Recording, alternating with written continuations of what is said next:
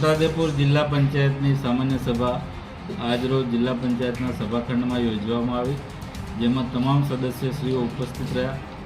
આ સામાન્ય સભામાં 16મા નાણાં પંચનું જિલ્લા કક્ષાનું આયોજન કરવામાં આવ્યું. એ સિવાય વિવિધ સદરોમાં જરૂરિયાત પ્રમાણે હેતુફેર કરવામાં આવ્યા.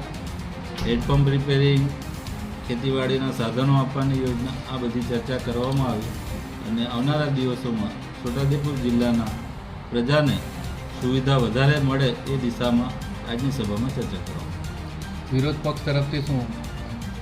વિરોધ પક્ષ તરફથી રચનાત્મક સૂચનો મળ્યા છે, જે અમે સરકારમાં રજૂઆત કરી અને આ જિલ્લાની પ્રજાને વિરોધ પક્ષ અને શાસક પક્ષ સાથે રહીને સારામાં સારી સુવિધા કેમ આપી શકાય એ બાબતે અમે ચિંતિત છે.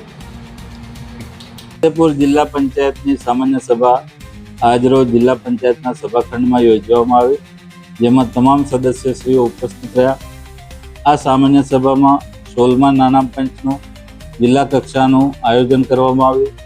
એ સિવાય વિવિધ સદરોમાં જરૂરિયાત પ્રમાણે હેતુફેર કરવામાં આવ્યા. હેન્ડપંપ રિપેરિંગ, ખેતીવાડીના સાધનો આપવાની યોજના, આ બધી ચર્ચા કરવામાં આવી અને આવનારા દિવસોમાં છોટાઉદેપુર જિલ્લાના પ્રજાને સુવિધા વધારે મળે એ દિશામાં આજની સભામાં ચર્ચા કરવામાં આવી. વિરોધ પક્ષ તરફથી શું? વિરોધ પક્ષ તરફથી રચનાત્મક સૂચનો મળ્યા છે, જે અમે સરકારમાં રજૂઆત કરી અને આ જિલ્લાની પ્રજાને વિરોધ પક્ષ અને શાસક પક્ષ સાથે રહીને સારામાં સારી સુવિધા કેમ આપી શકાય એ બાબતે અમે ચિંતિત છીએ.